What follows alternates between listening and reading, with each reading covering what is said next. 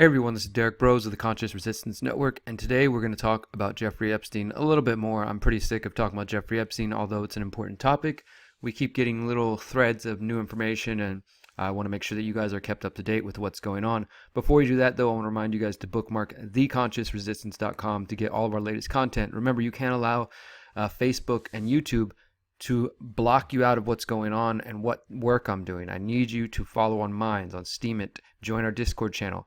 Sign up for our text list. This is probably the single most effective way to follow my work, and none of you do it. I mean, if I had more of you on there, we could be bypassing social media and communicating without them, but you won't do it. Maybe today you will.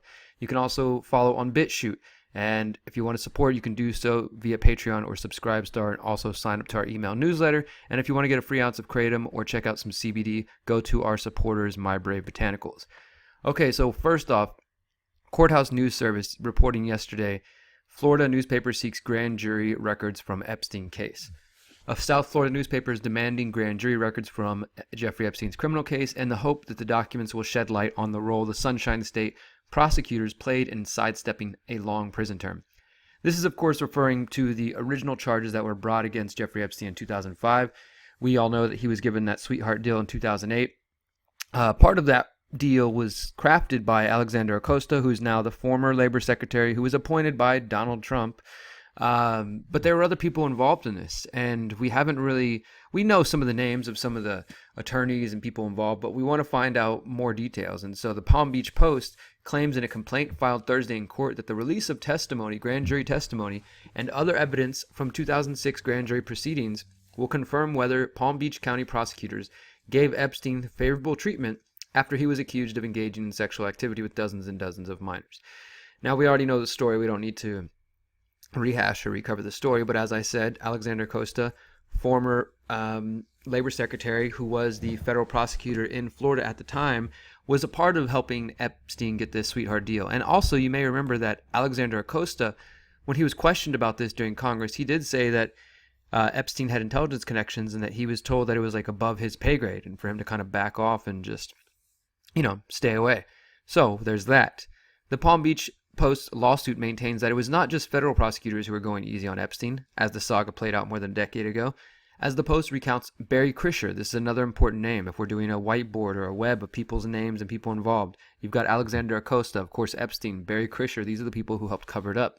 The Palm Beach County State Attorney at the time, who chose not to pursue a multi-charge case against Epstein, even after local detectives identified more than 15 victims and prepared a detailed probable cause affidavit which chronicled an underage sex ring Epstein organized at his mansion.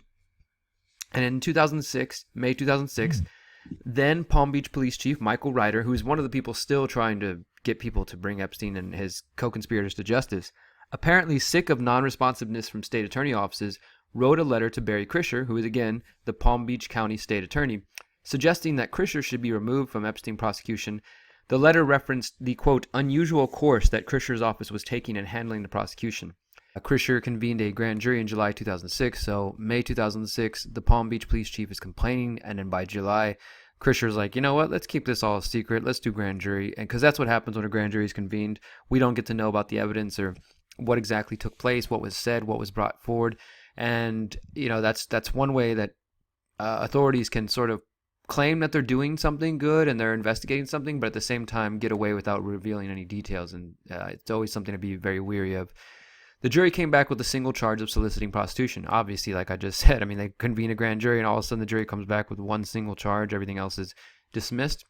And more than likely, what the records would show is that Barry Krischer, instead of presenting all the available evidence, only brought enough evidence where there was a single charge of soliciting prostitution, and whoever was involved in that grand jury had no idea, likely, that there were more charges and accusations against Epstein. The newspaper's lawsuit says that grand jury records will show the extent to which Krischer and Assistant State Attorney Lana Belohalovic, there's another name to add to our web of people who covered this up, undercut and downplayed their own access against Epstein. The lawsuit states, quote, access to the grand jury materials will allow the public to determine whether the grand jury process and the secrecy that comes with it was used to further justice or instead operated to shield Epstein and his co-conspirators from the consequences of their criminal activities. The newspaper asserts that in spite of the ever-mounting number of victims who are coming forward, only a single youth testified before the grand jury, a 14-year-old girl. Another teenager was scheduled to testify against Epstein, but she was unable to attend due to school obligations. So think about this. Even in the case where a grand jury comes back with a single charge of soliciting prostitution, if the freaking victim is a 14-year-old girl, it's called child trafficking, it's child rape, pedophilia, these kinds of things. It's not just, a single charge of prostitution. So even that, the grand jury was still full of shit, even if that was the only charge they can come back with.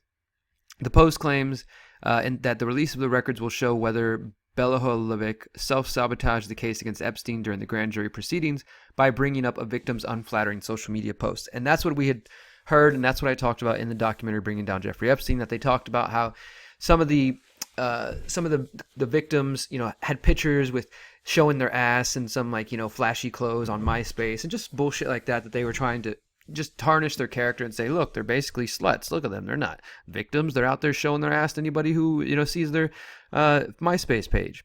So I will keep an eye on this and see what goes on. The complaint is right here. I'll put the link below for those who actually want to read the full complaint. And that's kind of one of the latest news. The other thing I want to throw out to you, if you haven't heard, I know a couple channels have covered this already, but in case you haven't heard, Jeffrey Epstein's brother, Mark Epstein, spoke to the Miami Herald, Julie Brown, and said that he wasn't trafficking women and that he didn't kill himself. So what he means by that, just, this is not a super long article. And again, if you've heard the Jeffrey Epstein story, a lot of it's just same old thing. But this guy right here, Mark Epstein, says that he believes that his brother had been involved with young girls, but then when he got out, he had reformed himself and he wasn't messing with underage girls anymore. He says that most of the girls that are coming forward were 18 to 20, and so that, Epstein wasn't involved in that anymore.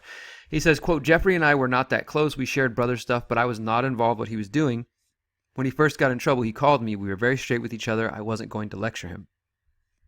Now, Mark Epstein also has an interesting history. He got into the art world and he worked for Cooper Union, or he went to Cooper Union and New York City. And, just like I said, connections to the art world. He was an art collector, things of this sort. And also, I will say, one of the apartment buildings in New York City that is under his name was identified by some of the girls as being a place that they were trafficked to, and that, or at least, that Epstein had used it. Nobody's come forward that we know of and said that Mark Epstein was involved as well. But I'm just saying, Mark Epstein here is saying he has nothing to do with it, but the fact of the matter is that at least a few of the girls have said that they did spend time in his apartment building and they were trafficked there. Mark says after his brother was released from jail in 2009, he reformed himself. Mark says to his knowledge, his brother didn't do anything illegal with other girls or women at that time. He points out that most of the women coming forward with allegations post-2009 were women who were 18 and older. Do I think that it was inappropriate for him at age 50 or 60 to be with women who were 18 or 20? Yes, but it certainly wasn't illegal and it wasn't sex trafficking. And they do get into here how recently Dr. Michael Baden, who we've talked about, is kind of a controversial and maybe shady figure himself, has come forward and said that he does not believe that this could have been suicide, and he thinks it's more consistent with murder. And another noted forensic pathologist who reviewed his findings, Dr. Cyril Wecht, said that same thing, that his injuries were more consistent with manual strangulation than hanging. And I hadn't heard this theory before, but it says that their opinions, combined with the fact that New York City medical examiner Barbara Simpson has not released a full report on the investigation, have fueled widespread conspiracy theories that began almost immediately when he was found in his cell, allegedly on his knees with a sheet fashioned into a ligature. So I didn't realize he was on his knees, and I guess, that's the thing is they're saying he tied the sheet around his neck and to the post of the bed and then fell to his knees as quick as possible, and that killed. I mean, it's just ridiculous, guys. Come on. Baden said Epstein had been dead for several hours and his body should not have been moved. Emergency personnel transported him from federal jail in downtown Manhattan. He was present at the autopsy, which was conducted the next day by medical examiner Kristen Roman. Both he and Roman agreed that the cause and manner of death was not clear, so she designated it pending further investigation. However, 5 days later, Barbara Sampson, New York City medical examiner, said that the cause of death was suicide by hanging. So, add another name to the list. We have these names back here from covering up for Epstein back in 2005, 2006 era. And then we have this Barbara Sampson medical examiner is likely involved in some kind of cover-up. And Mark Epstein himself says that he thinks that Epstein was murdered because of the people he knows. And basically he says that, also Michael Baden and Mark Epstein both say that, they haven't done a full report. They haven't actually interviewed anybody else. Baden says it's amazing how much information you can get by interviewing the prisoners in the nearby cell. Would the FBI have interviewed them if they thought it was a suicide?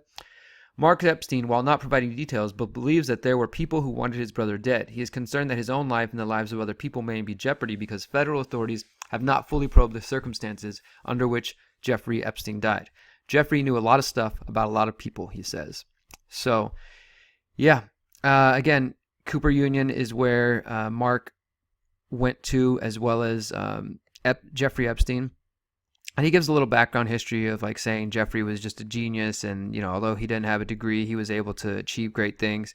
And for those who want to know more, I'll post a couple links in here. Here's a Business Insider from a few months back. Everything we know about Jeffrey Epstein's brother Mark, who almost inherited the financier's $500 million estate. There he is. There's another one here from Art News. Jeffrey Epstein's Art World Connections, a guide. And then also I want to remind you guys that I did this recently. Forget Epstein, let's find Jean-Luc Brunel. And I do think Jean-Luc Brunel is an extremely important piece of this. In fact, I was just watching this little piece here. It's a 45-minute piece from 60 Minutes Australia, which, by the way, 60 Minutes Australia happens to do some good work periodically. Don't expect them to go super deep, but if you want a good rehashing of the Epstein story, plus interview with Epstein's victims and talk of Prince Andrew, and also discussing the fact that we don't know where Ghislaine Maxwell is or Jean-Luc Brunel. They do bring them up, so it's not just totally surface level. Here's Brunel right there with Maxwell. Those are the two people we need to find, and I'm glad to see people are still asking these questions because that's where I've been directing it to.